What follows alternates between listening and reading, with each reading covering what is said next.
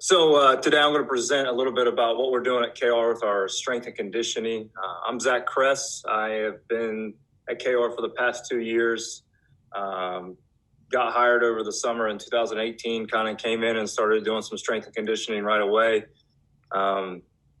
With that, and just kind of stuck with it since, and been the go-to guy for us here at KR. A little bit about me.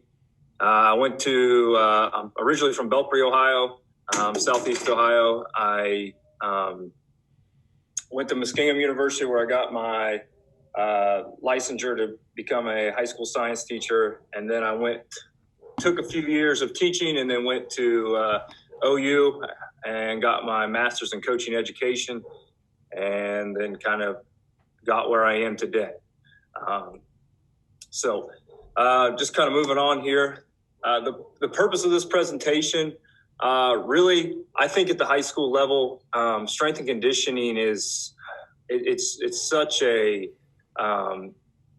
misunderstood art in this sense, because a lot of coaches just don't understand it. They go off what other people have told them, or what they're used to. We always go back to what we know best. So, like it says here, to provide knowledge of strength and conditioning practices at the high school level to the coaching fraternity. I want to help the coaching fraternity out, putting exercise and conditioning terminology into common coaching language. Okay, mainly to help better all athletes. If I can give you in layman's terms how to better athletes, I want to do that, because that's our job. Even though we might compete against each other, we all want to make our athletes better, and better athletes all around make better competition, and it betters us all. So that's basically the main purpose behind this. Okay. So getting into it, really, it's strength and conditioning. First thing I think you need to really do is evaluate. And that's what we did this year. We really looked at it and broke it down, and we looked at past seasons and this season. And we really broke it down into performance. And then I always bring in the injury aspect, and then any reoccurrences you have. So performance, how well did you perform? Not just wins and losses. Are you able to perform at a high level through the whole game? Are athletes at their top level the entire time through the game? Because that reflects a lot of the strength and conditioning that you do. Are you getting beat just because teams are just bigger and stronger than you? Okay. Injuries, common injuries. What injuries do you have reoccurring? When I first came to KR, we had some guys with some shoulder injuries and some knee injuries. Well, I looked at the training that they've been doing, and a lot of it was a lot of overhead movement. Well, a lot of overhead movement, or in this case, a lot of pressing movement, can be detrimental to your shoulders. So I still do overhead movements, but I don't do a lot of them. I think sometimes we get obsessed with, you got to do your shoulder presses. Well, you can do other things to strengthen those shoulders up. So reoccurrences, with that, just talking about things that you see every year while you're getting beat, or maybe things you see in the weight room that are happening. For us, it was attitude. We had guys that just didn't think they had to work in the weight room because they thought they were more talented. I think that happens a lot of places. But we were getting outperformed by some of the better teams in our conference. So now we're really focusing on how do we become better performers with our athletes in the weight room. Okay, because we believe that's the weight room is going to be the place that we're going to get better at, and it's going to reflect that on the field. Okay? So after you evaluate, you got to set up some goals and develop your culture. So we sat down and developed some goals for our off-season training. One right there: be the hardest working team in the CBC in the weight room. It's very, you might say, it's not specific. How do you judge that? Well, it's the mentality that you're presenting. We have to come in every day and be the hardest working team in the CBC in the weight room. And once you get your leaders established that in the weight room, you got to find weight room leaders and get them around guys to help push everyone. Don't put all your leaders together. That's what we've realized. You got to have guys that are pushers and that help everybody become the hardest working team in the weight room. And what we found out too when we did this was we actually found more guys that were willing to be leaders and push other dudes in the weight room. So it was really cool. Another one there is 90% attendance by athletes. This is a big accountability issue. We actually posted it every week, I believe, attendance, and if you had been there or not. Now, if we had guys in like winter sport, they were excused unless they could come, but we encouraged all athletes to come, and we talked to all the other coaches that were in winter sports. And, well, if we would have got to some spring sports as well, and they were all for it, okay?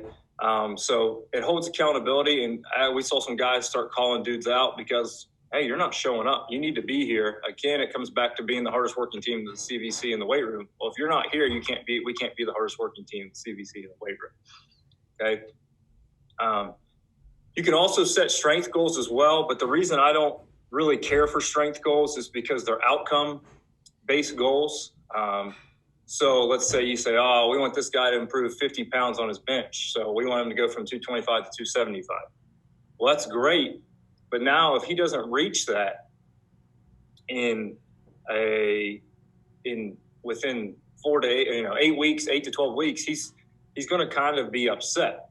And it can do the opposite of what you're trying to do in the weight room, where the weight room is, building positive culture. It can become negative because now guys don't see their what they're supposed to be hitting. So you can set them, and they're great, but we kind of just stayed away from that because we wanted to do it more process and performance-based, goals, not just outcome. You got to get here, okay? And many of you know this, weight room culture develops culture for the season.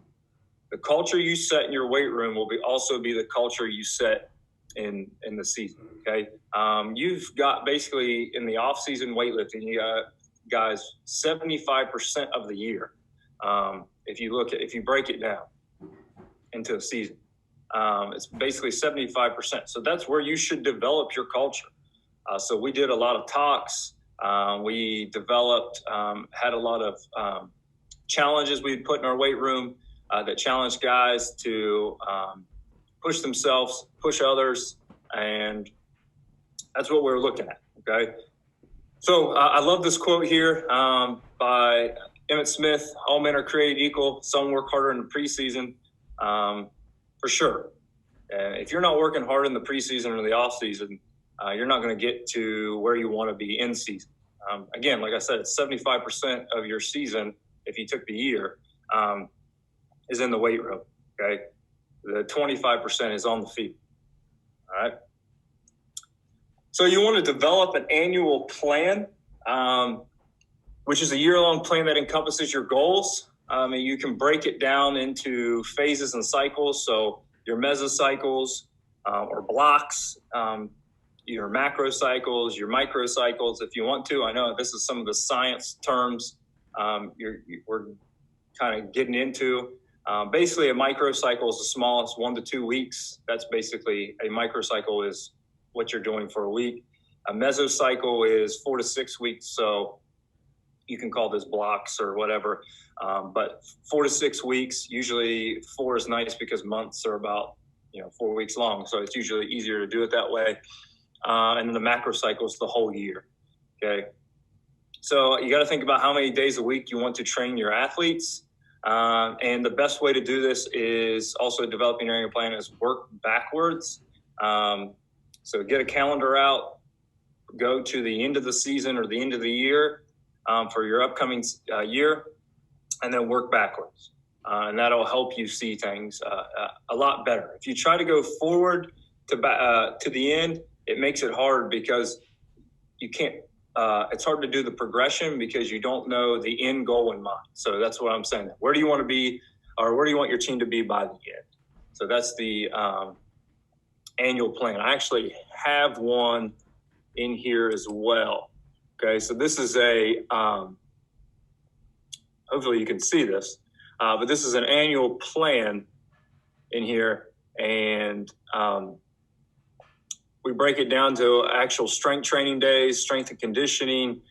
We put our camp days in here, testing days, so on and so on. We break it down and when we have competition, time off, and then we break it down into our macro cycles and our mesocycles, and specifically what we're looking at. Now, I've made one in the past. Mine was not as good as this one. Somebody that I know that works in strength conditioning sent me this, kind of modified it myself, but it's a good template to use. So I highly suggest making an annual plan, because now you have everything set out for your entire year. Now you have to go back in and make adjustments to it, like we're going to have to for this whole COVID-19 thing. But it's a good thing to use, and you lay out your whole year. Okay. Let's see. All right. So I just put down some strength and conditioning basics. Strength training should prepare your athletes for their sport. That's what it should be doing. Your strength and conditioning should be preparing your athletes for their sport. It should reduce injury. It should not increase it. Right? Guys should not be getting injured in the weight room, and they should not be getting injured in conditioning. That should tell you right away if you're doing things wrong. If guys are getting hurt in there, that means there's a lot of factors going on. But that means you're probably too intense. You're not allowing enough recovery time, or technique is not there, or it's not the correct technique. This is a big one. You know your athletes better than anyone else, so you got to watch and listen to them. Now, there will be some guys that just dog it and act like they're completely tired. It's just because they don't want to push themselves. But if you have your program, like I said in the beginning, your goal is to set that accountability system up, and you're going to become the hardest working team. That'll change as well. A simple one here, when we're talking about intensity, this is just your load or your weight that you're going to use. As it increases, volume decreases, and vice versa. And there's a actual chart over here, a graph that shows that curve. Okay, so you want, if you increase weight, you usually want to decrease reps. This should just be a thing that you're going to do, because it helps prevent that injury, and it just makes sense. And a lot of you have probably heard of this as, high weight, low reps, or low weight, high reps. That's the simplest way I can put it. Become more sport specific as you near the beginning of your season. Okay, when you start your strength and conditioning program, do not be so sport specific, because you got to allow time for GPP, which is general physical preparedness. And that could be things as simple as just doing air squats, goblet squats, basic movements. It's a lot of body weight, dumbbell, kettlebell movement. Why? You got to have guys develop somewhat of a base before they can start getting underneath a bar and a squat rack. And if you go into it right away, guys will be burnt out in no time. They'll be hurting really bad. So just make sure that there's a GPP in there. It only has to last like 2 weeks. And we kind of try to do it a little bit at the beginning. We went through a coaching change this year, and so we didn't really get to do as much as we want. But when we laid out our first mesocycle, it was really strictly GPP, very basic movements to get guys ready for that. What do your athletes need to be successful at your sport? So when I did my coaching education program at OU, they introduced a needs analysis, which looks at the metabolic demands of your sport, which are your energy systems. And then it looks at your biomechanic demands of your sport. So what are the movements needed? What planes are you moving in? How are you moving? And then the common injuries. If you can get those 3 things down, you're pretty good for your success. Because if you think about it that way, now you know how to prevent injury. You know what energy systems they're using. So those are the energy systems you want to focus on in the weight room and in your conditioning. And again, you know how they move and what movements you're looking for. Okay. Another big one, and I've struggled with this many times in air, you got to know the layout of your weight room and equipment you have. So if you only have one, let's say, ham curl machine, it's probably not smart for you to say, well, I'm going to put ham curls on the on my strength training. Well, you're going to have guys sitting and wait. There's other ways to get around that. So you just got to think about those things. Obviously, you know the layout of your weight room. If it's not an efficient layout where guys can move freely and get to where they need to be, move things. Here at KR, we've moved the weight room around a couple of times. We're actually doing some things with it right now, and we've got a good layout where we like it right now, and it's going to allow guys really to move around. Okay, know your duration. How long do you want to go?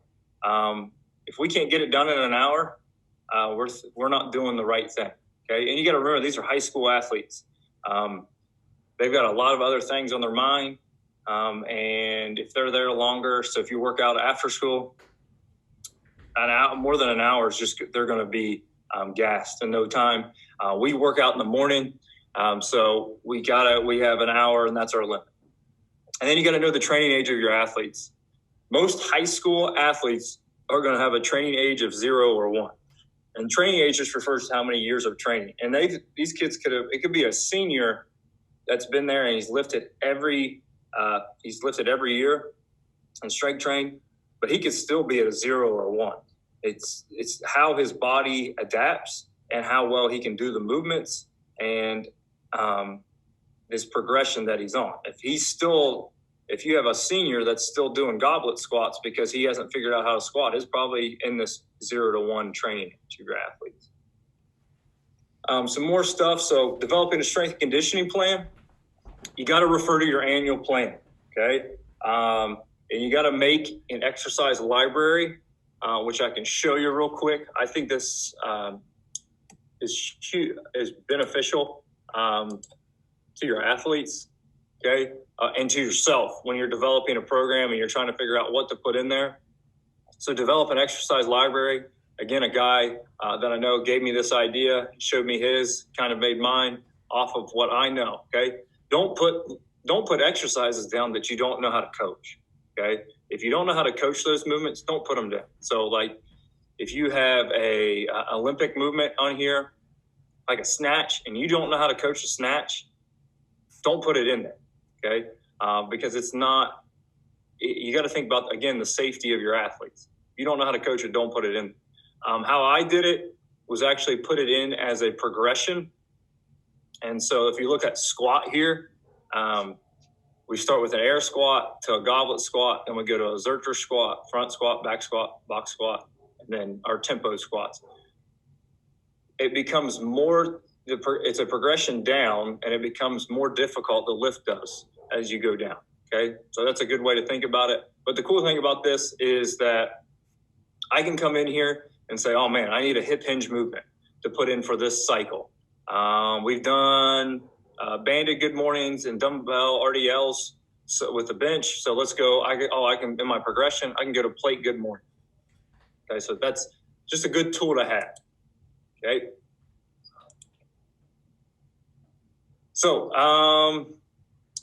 again, work backwards. When you're setting up your strength and conditioning, where do you want to be at the end? And then work back from that. I've made the mistake of working forward to the end, and it's hard because you don't have an end goal in mind. And you just keep changing things to try to get there, but you don't really have a true set goal. Make a template for each day of your mesocycle. It could be the same template that you use for even the or the macro cycle, but make sure that you have a template for each day that you know what you can plug in from your exercise library. It makes it easier instead of just sitting there going, well, we haven't done squats or we haven't done front squats in a while. Maybe I'll just throw those. So this allows you to have a more structured program and strength training program. And don't be afraid of variation. I've seen this a lot in my coaching and strength and conditioning places I've been. They'll do, let's just say, back squats for 12 weeks. Well, after a while, the body becomes very familiar, and especially with young athletes, their body accommodates very well for it. So they might end up not progressing or hitting maxes or becoming much stronger because there's never any variation in there. A good thing you could look at is the conjugate method or the West Side Barbell method by Louis Simmons. They do a dynamic day and then their strength day or their max effort day. Well, they are throwing in like 20 different variations of a squat movement. And why? Well, it's because if you can keep throwing variation in there, guys have to continually adapt. And so they're going to become stronger that way. Again, know your athletes. It's the big one. If you know your athletes, where your athletes are in their training age and what they can do, it's going to make your program a lot easier. If you're trying to throw your athletes in doing a clean and they don't even know how to jump properly yet, they're probably going to struggle at doing a clean. Understand progression. And what I mean by that, understand how intensities increase with volume, understand how your lifts progress. Okay. Again, you're not going to throw a 8th grader underneath the barbell right away. And unless he is a freak of an athlete and then he can sit underneath that barbell, he hammers goblet squats down and he can do a Zercher squat with ease and there's no technique issues. Yeah, you can move them along. It's kind of like teaching and education. You got to have differentiated instruction. So just bringing up a point that we did this year, we had some 8th graders lift with us in the morning. Well, we put them in their own private group because we wanted to develop them through a progression. We didn't want to throw them under a squat, under a barbell right away because they didn't understand the movement yet. Teach the movement first, and then that'll come. The weights will come after that. Know the metabolic demands of football. I put it on here.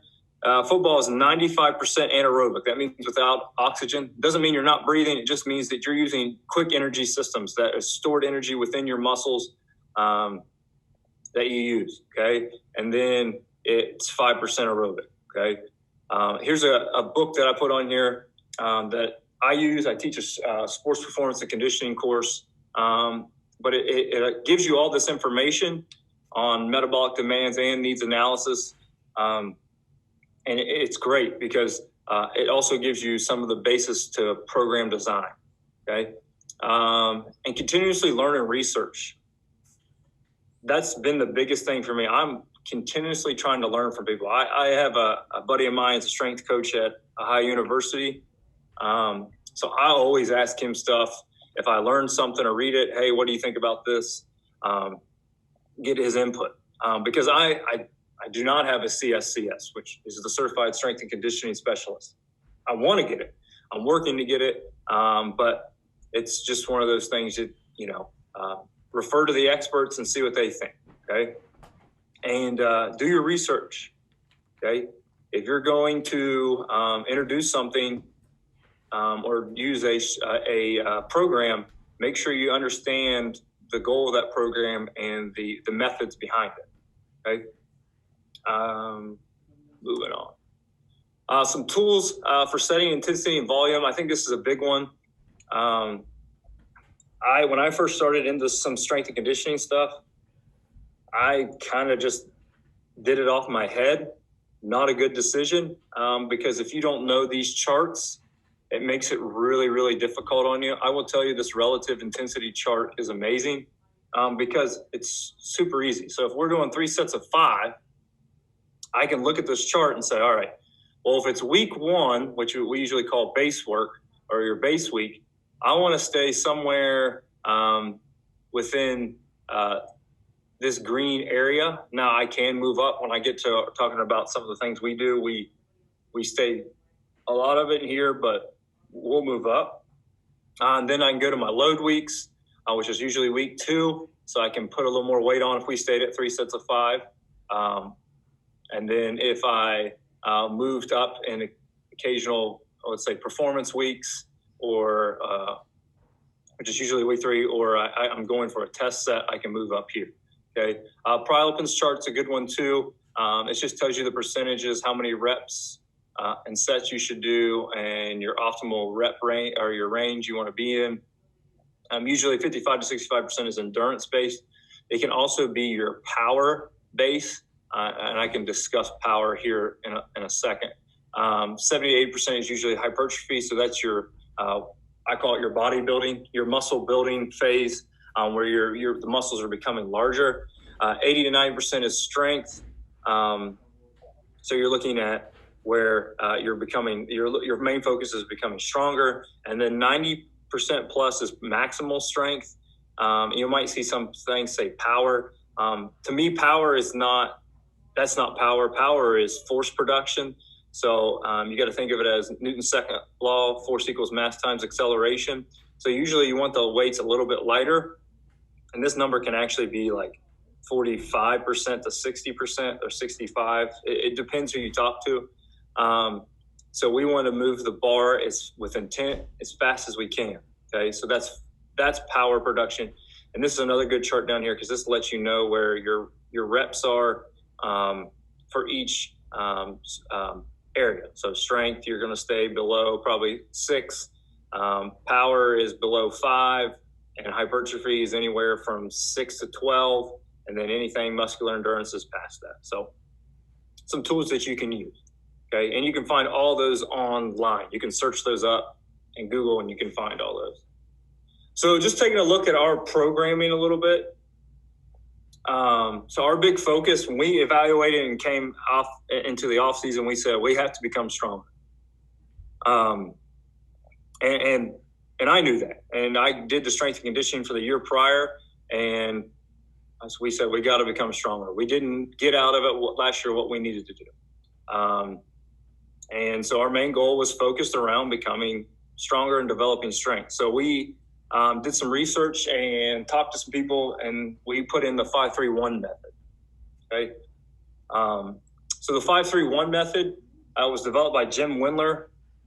He actually was he strength trained with Louis Simmons at Westside Barbell, which is in Hilliard, Ohio.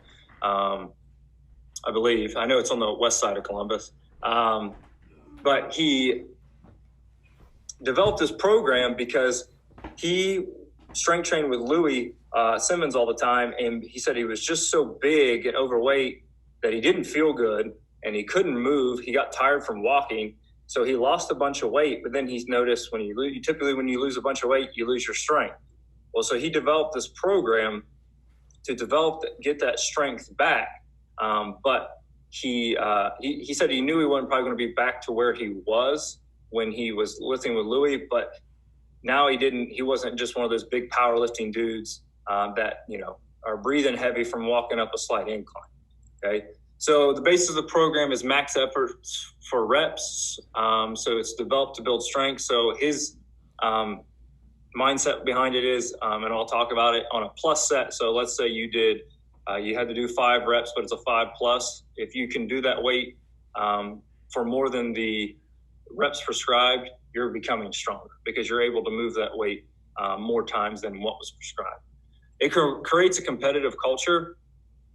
So we had guys, when we only got to do this for about 8 weeks because of this whole COVID-19 thing.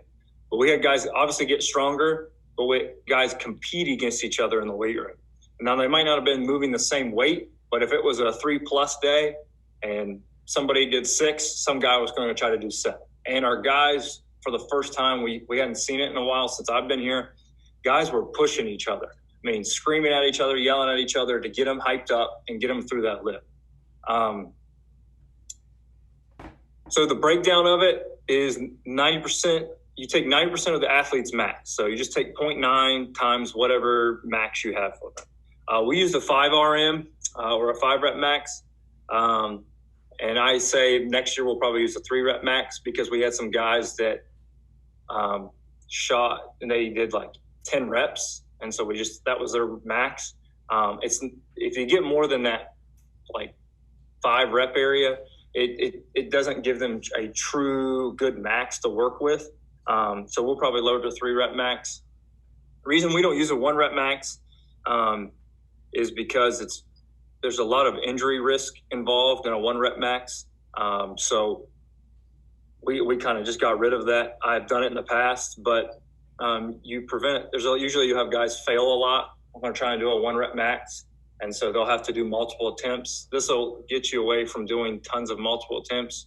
You give them a couple tries at it, boom, you should know your 5 rep or your 3 rep max. The core lifts focused in this program are squat, deadlift, bench, and overhead press. We did not focus. We didn't use it as a percentage of our overhead press. So we just prescribed reps and sets for that one. We did not give a true intensity for that one. Can be used for Olympic lifts, but percentages and volume maybe have to be adjusted. What I mean by that is that the National Strength and Conditioning Association says that you shouldn't do Olympic lifts for more than 5 reps, which makes sense. If you ever have done cleans or snatches, if you do 5 cleans in a row, you're pretty gassed. Okay, so when you get to your plus sets, which I'll describe in the next slide, you don't want to go more than that 5 reps. So that's something you may have to adjust, or you just don't use the 5-3-1 method for that. And a lot of times you're going to have high school athletes that are not going to be able to do the prescribed percentages that the program has assigned for that, because the clean and Olympic movements are so technical that it takes a lot of time to become really good at them. Those Olympic lifters are really good because that's all they do and they focus on that. Last set is a plus set. So can you get more than prescribed reps? So again, I talk about it. It's 5 plus, 3 plus, or a 1 plus. Can you get more than that? It challenges guys. If you can't, it's okay. That's what we told guys all the time. Can you get the 5 reps? If that's what we want you to get, but do you got more in the tank to get there? And so one thing that we did was prescribe. We'd say, instead of just saying it's a 5 plus, we would say it was like, if the percentage worked out to be like an 8 rep, the percentage was like for 8 reps, we would say, can you get 8 plus or minus within the mindset and keeping in mind, I should say, that I knew that it was a 5 plus day. So we actually made a chart that had the guys prescribed weights. We gave those to our athletes, which I highly suggest. Don't let athletes try to figure it out themselves.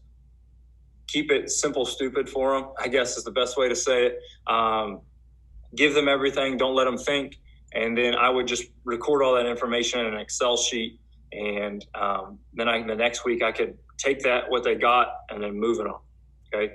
And another thing that we did, which was kind of good for us, but I would only tell you to do it for 4 weeks. We did it for 8 weeks. Is like in that first 4 weeks, you can, on their plus sets, if they go over if they hit a certain rep amount, it actually increases their max. So we would increase their max each week.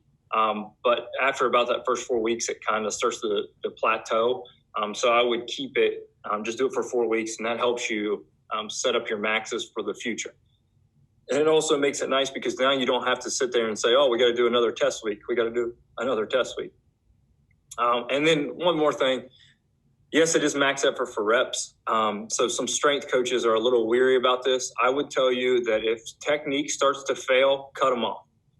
So if it's a 1 plus set and they get their 1 and 2 is going to look, and 1 was a struggle, don't count 2. Just tell them to rack it.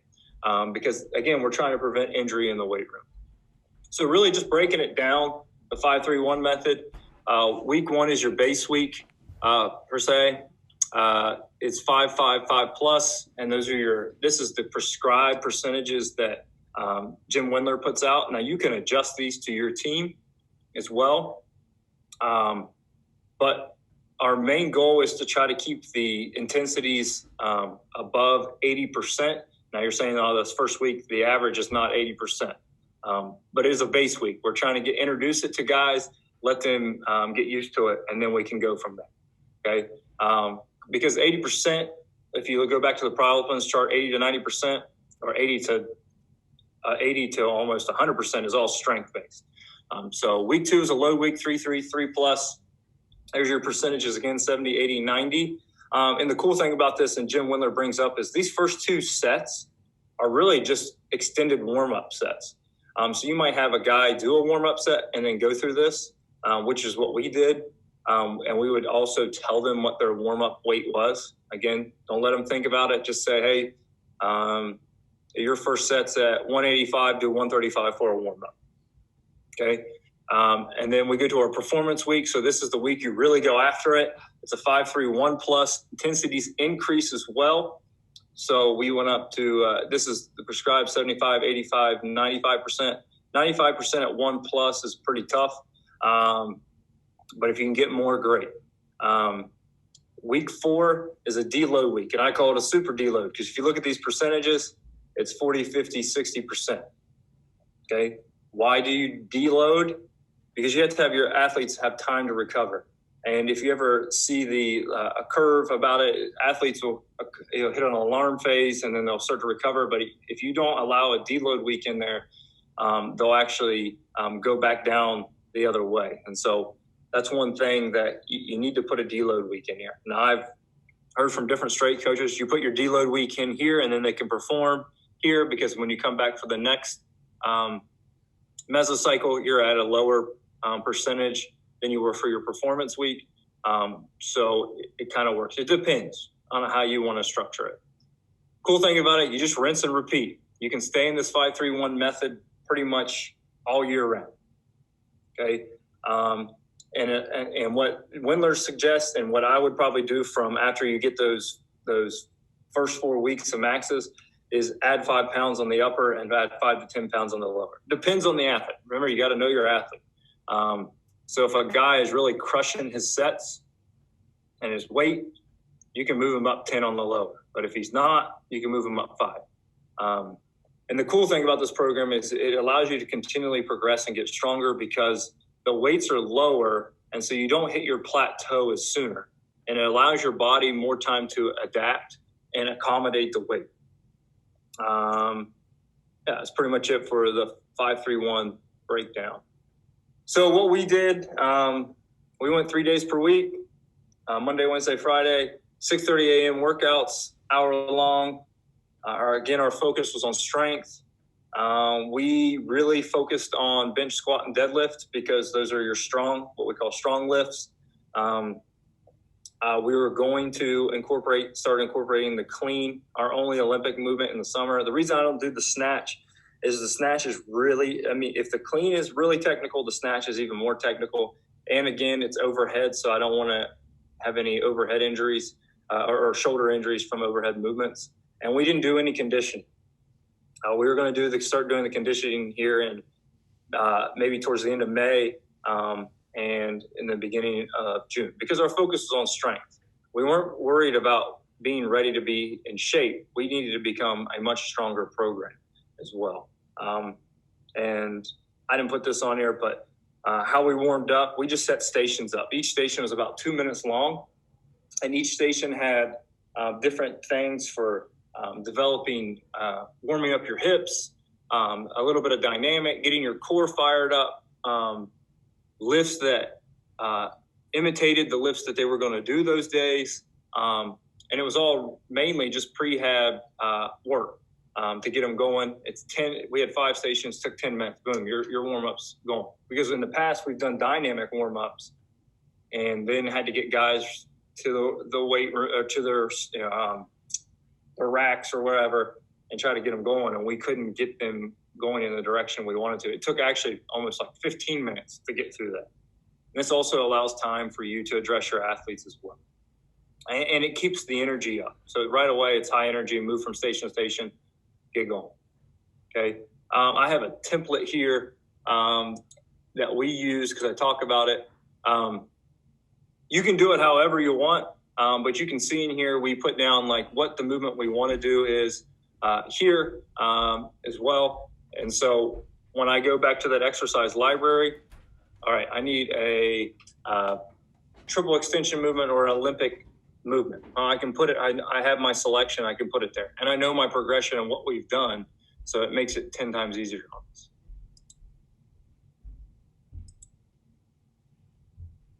Okay, so some key points of strength training.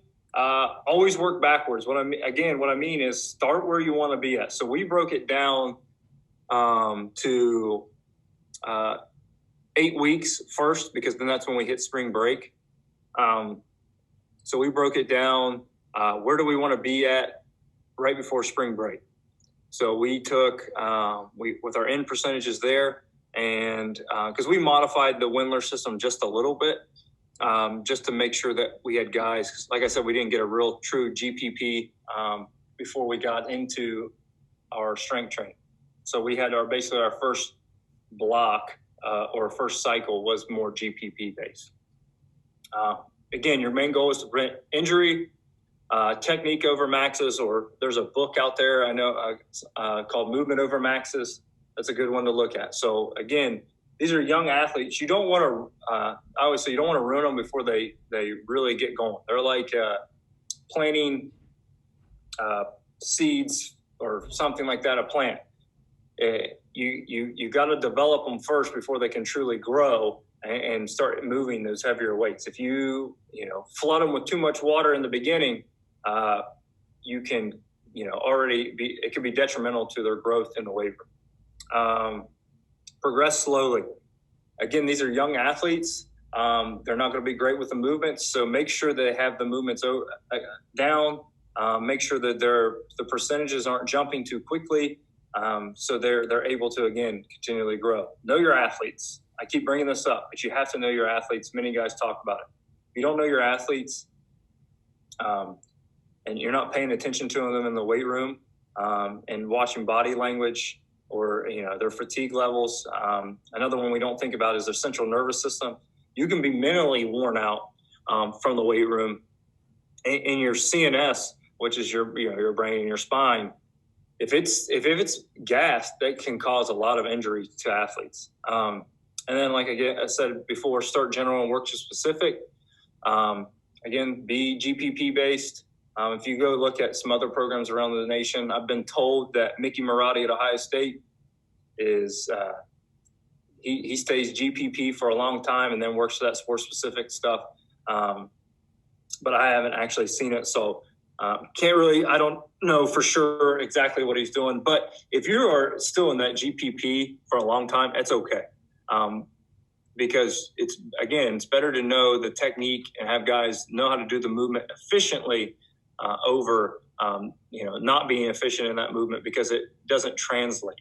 If you have a guy that can squat 400 pounds sloppy, it's not going to translate to the field very well. He can squat 400 pounds efficiently. It's going to translate to the field a lot better. Push to pull ratio.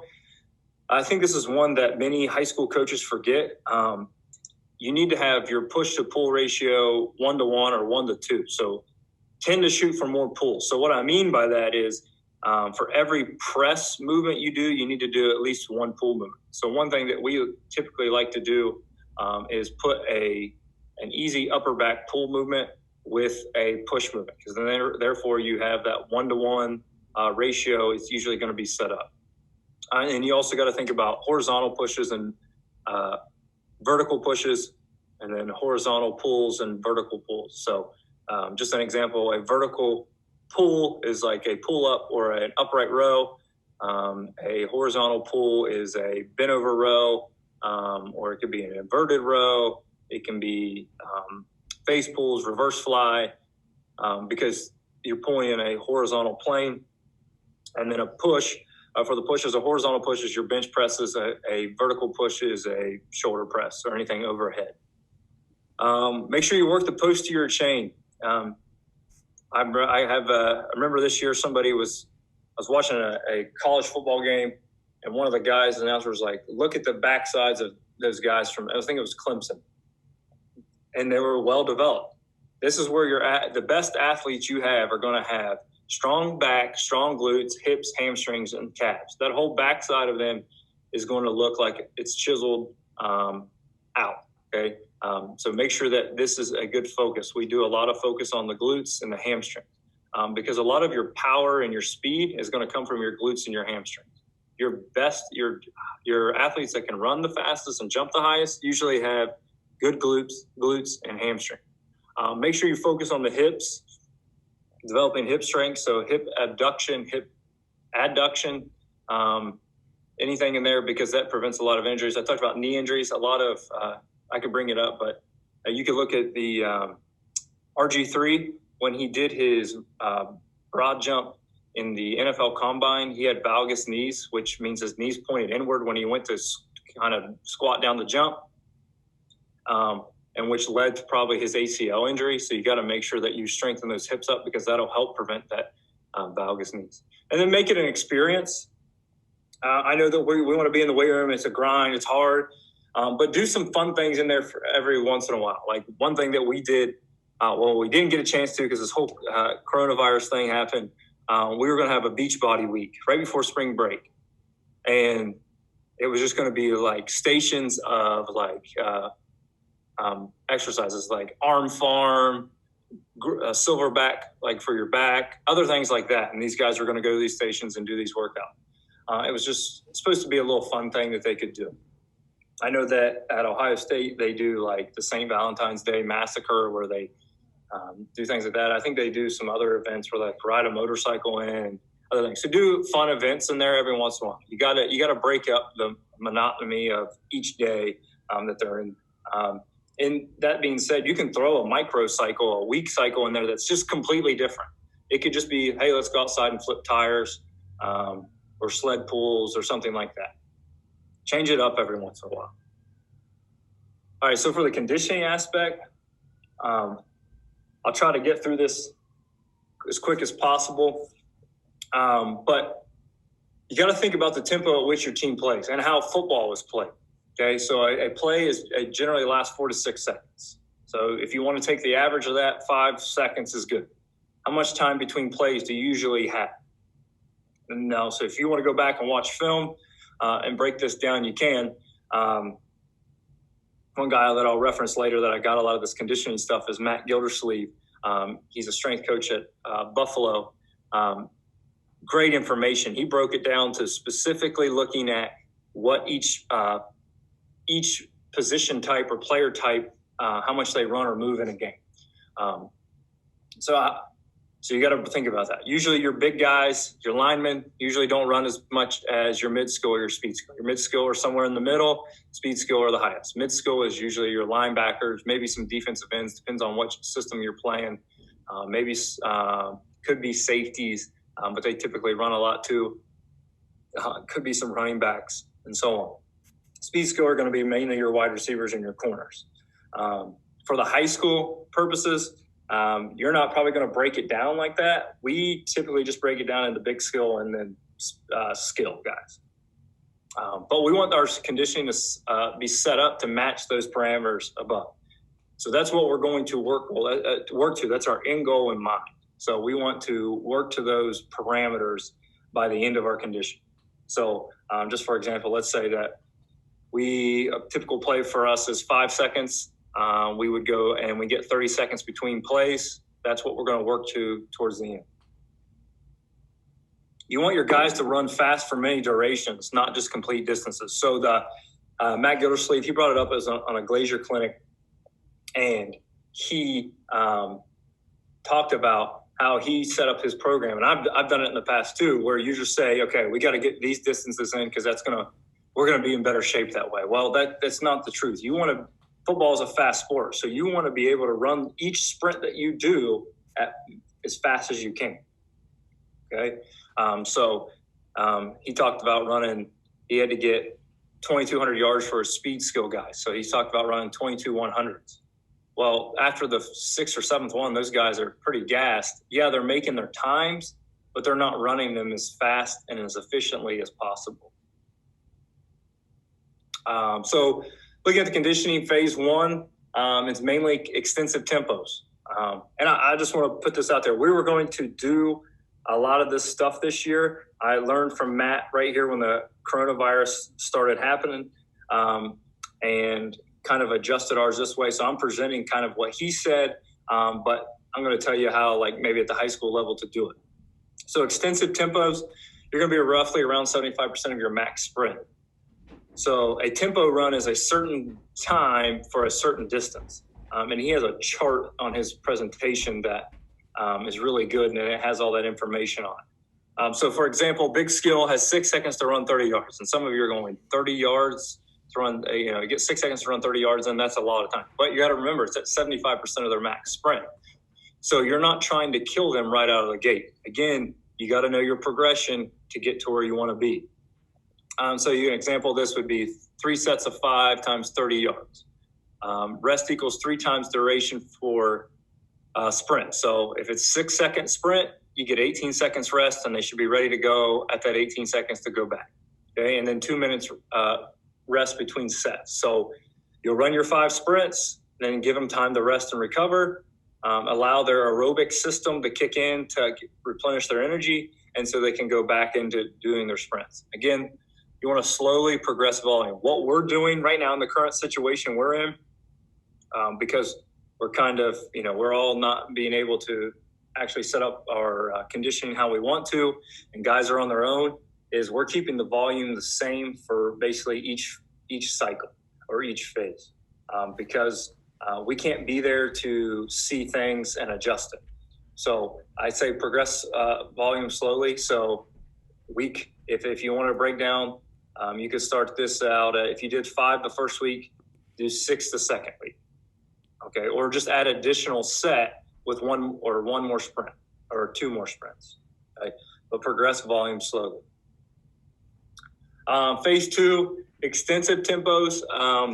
You can keep it straight line, but Coach Gildersleeve suggested that maybe add in a little bit of sport-specific running. So swivel runs are like lazy S sprints. So basically, they just kind of round the corners and run an S shape. And what you'll do is just add 5 seconds to the straight line speed or the time. So an example for that is big skill. It gets 6.5 seconds to run 30 yards, same type of volume. Rest is the same as phase 1, which is 3 times the duration and 2 minutes between sets.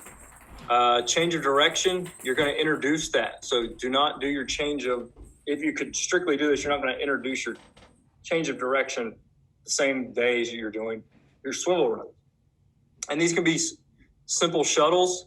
So a 10 and back, a 15 and back, and so on. Okay, so you do your 10 and back, and then you might throw a 15 and back in there. Depends. If you have some, your big guys are probably going to do shorter shuttles. Your skill guys are probably going to do longer shuttles because they run more. But you don't want your volume to increase. Anytime you introduce something else into your conditioning, you don't want your volume to increase because you're going to have some soreness come about, and you can increase the risk of injury. So we want to keep the volume about the same. So let's say we ran, and this week, I know this is not going to add up to that, but let's say we ran a total of 500 yards. When we put in our change of direction stuff, it should be 500 yards again. Okay. So you only want to change one variable at a time. I'm a science guy. That makes sense because anytime you do an experiment, you only manipulate one variable. Because if you start manipulating more than one variable, you don't get the results that you want. Okay. So just an example here, if week 2, I said this, 500 yards, volume should equal 500 when introducing change of direction. Okay. Phase 3, prep for sport-specific conditioning, involves both extensive and intensive tempos. So intensive tempos are roughly 85% of the max sprint. So kind of how you would introduce this in your cycle is week 1, it's gonna look like phase 1. It's just straight extensive tempos. Week 2, you're gonna have extensive tempos, but now it's gonna be with those single change of directions. It looks like phase 2. And then week 3 is now when you're going to introduce 2 change of directions. Okay, so it's going to look like phase 2, but with an addition of an extra change of direction. Okay, so that basically means that if you're going to run let's say you do a 15 and back, and then you run a 10 and back together, and you'll add the time for that. So 15 and back is 30 plus 10 and back is 50. So you'll have to set your time up for that. Okay. And then week 4, you get into your intensive 2 change of direction. So you're going to add 1.5 seconds to it. Okay. So Again, I try to explain this: 15 and back, 10 and back, 50 yards, straight line equals 7.5 seconds for big skill. So for the intensive change direction, I'm going to give them 9 seconds to do that 50 yards, okay, or that 15 and back and 10 and back. Rest is still 3 times duration and 2 minutes between sets, okay? And it's starting to look more game. This is more sport specific, because in football, we run straight line, but there's always a change of direction in there somewhere. Okay, you want to, again, keep the volumes relatively the same and only change one variable at a time, okay? Phase 4, now you have your sport-specific position tempos. Duration equals length of the play. So whatever 5 seconds is going to, where it's going to be, typically you probably make that about a 40 for your skill guys, and your probably about a 30 or so for your big guys, okay? Yes, you need to differentiate for your probably your big guys and your skill guys. Now, many of us at the high school level have guys that maybe play linebacker and offensive line. So I would probably just tell you to keep them at probably their mid-skill position if they're a linebacker, or whatever position that they're going to do more of the running at. Okay, rest equals length of time between plays. So if it's a 5-second sprint and you know that you average about 30 seconds between plays, that's what your rest time is going to be. And then your rest is going to equal 2 minutes between sets. Again, you got to give them some recovery time between those sets, because if you just go ahead and let's say you had 10 sprints down for the day and you run 10 by sprint 5, they're probably going to be gassed, and you're not going to see the effort that you want to be. Okay, intensive tempos are typically you're going to move intensive tempo to high intensity sprints. So high intensity sprints are basically near their max sprint. You're going to see increased neural or CNS fatigue, which means their brain and their spinal cord are going to be fatigued, sending messages. They're not going to be able to. They're going to have increased soreness, and so that plays a huge role in guys as well. And it increases, and in velocity increases through this phase as well. Again, keep your volume relatively the same now when you introduce new things. All right. Key points to conditioning: keep velocities relatively high. Okay, meaning that we don't want to see guys, jogging through and doing a 40-yard sprint at 60% because they're just completely gassed. If you give them the correct rest time and time to recover, you can keep those sprints at a higher velocity and allow them to be able to sprint those sprints at full speed, or what speed you want them to be at. Again, progress slowly, pay attention to volume. Don't jump your volume when you introduce something new. Athletes should not get injured during conditioning. That's a huge thing. They shouldn't get injured in the weight room either. If you got guys getting injured in conditioning, that means you're probably doing something wrong or introducing too much at one time. And I know this old school adage of like, you gotta get on them and hammer them. You do need to. There's a different way of doing it. You can be intense without making the workout or the conditioning so tough that it's actually causing injury. Okay, football players play fast continuously. If your team isn't fast, you probably struggle. Okay, again, we're not developing a distance team out there, so running continuous 100-yard sprints is not going to probably be beneficial to our athletes. How many times in a game do you see guys run 100 yards? They don't. So lower those the distances down and become really good at those sprints that those guys typically are going to run. And again, know your athletes. Keep bringing it up. But if you see guys that are gassed, this is your first week or second week on sprints, let's say, and they're just dying, you might need to let up the next week, okay? So some of the things we did during this COVID-19, as soon as we kind of got an idea that we were going to be, schools are going to be shut down, we developed, using our template, we developed a program called Jacked with a Backpack, which if anybody would like it, I can send it to you.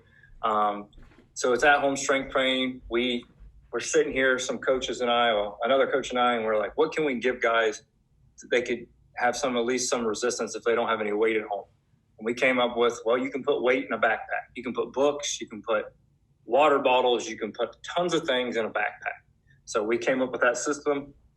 We followed our template, and we got it out there to our guys. Now, I will say it's easy to make the strength training, but we had to go through, and we actually went almost for each cycle of it. We went through and made videos of how to do each lift and how to do each exercise and to get through it.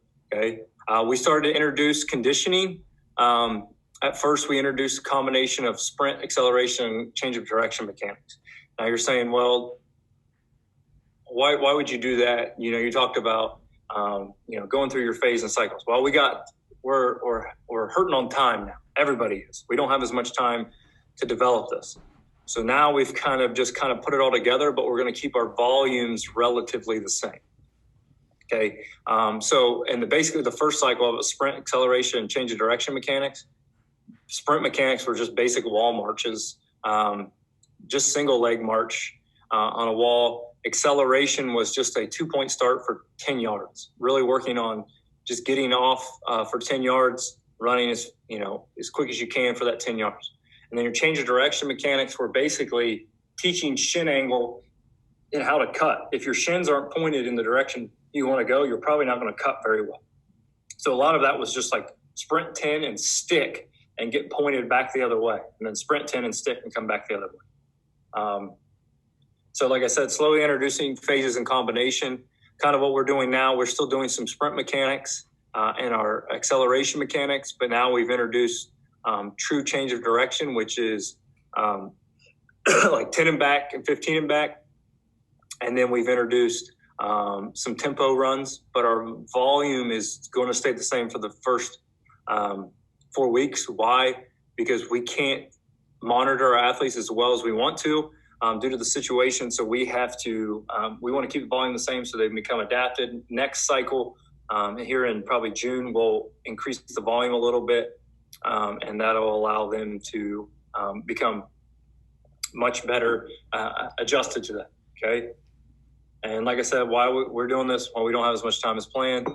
When we get back, we will adjust our intensities. So if we're coming back to the weight room, I've been talking with some other guys that are in the strength and conditioning world, and I've said that, we've probably lost some strength, even though we have them working out. It's just not the same when you don't have those, weights that you need. So I said, we'll probably start at 80% of their max. Why? Start low and let them progress. And again, we're trying to prevent injury, and we might change our progression. Like I said, we were going to try to introduce cleans. We started introducing some easy movements that go with cleans, but we might not be able to get the cleans, which is fine. Any triple extension movement will work. Jumping is an easy one you can do. Okay. My suggestion to everyone, if we get to come back in July, is don't come right out of the gates and hammer your guys, because they haven't been used to being back into a true weight room. And if you come out of the gates and you hammer dudes right away and not do some GPP work, you're probably going to have guys that are going to be hurting, very sore, and you might have a lot of injuries with that. But that's pretty much it. Here's my resources. Matt Gildersleeve, like I said, head strength coach at Buffalo. I pulled a lot of this information from him. Like I said, guys, learn. I am not an expert in this field. I'm just a high school coach that has an interest, an extreme interest in it, and I'm always want to make athletes better, so I try to learn from other people as well. So if you go to Glazier, you can look at those in the vault. 5-3-1 method by Jim Windler. There's a PDF online. I have it. I can send you a copy of it. The tier system by Joe Ken. He was a strength coach at Arizona State, Louisville, and then the Carolina Panthers. And now I think he's retired, or when they went through a whole coaching change, I think he might have got let go. I don't know for sure, but his tier system is really good because it gives you a template to how to plug in everything. And he's got a lot of good stuff there as well. Triphasic training by Cal Dietz. He gave out one for specifically for high school. I will tell you that Cal Dietz is a genius, but his stuff is very complex, and I would say sometimes unless you have a strength and conditioning guy at your facility that's like knows all the stuff that Cal Dietz is talking about, it'll be really tough on you. But he breaks it down, the lifts, into each kind of phase of the lift. So he calls this triphasic training. He starts with the eccentric portion. So on a back squat, that's the down portion. He tempos that. And then he goes to the isometric, which is in the bottom. He makes you sit in the bottom for a certain amount of time. And then he comes to the, your regular old squat where you're going down and up. Why does he do it that way? Because he thinks that you have to learn each part of the lift before you can master the whole lift. So it's kind of neat stuff. He's got a lot of good stuff on there too as well. You can also look at the West Side method or the conjugate method by Louis Simmons. Great resources there. If you need some ideas for some variation, there's some good stuff, especially in the off-season time when you're looking to do, if you're trying to focus on strength, there's some good stuff in there. I referenced this book before, the NSCA's Guide to Program Design. It's a good book because it's at least gives you the basis of how to set up a program if you don't know how to do that. And there's a lot of good information in there as well with that. And then actually Coach Gildersleeve suggested that to take this Aldous Coaching the Short Sprints course. I took it, got my certification. I will tell you it's kind of lengthy. But if you need guys to learn how to sprint correctly, and that's one thing that we're looking at too as well, like we said, speed kills, and if you're not fast, you're probably not doing so hot in football.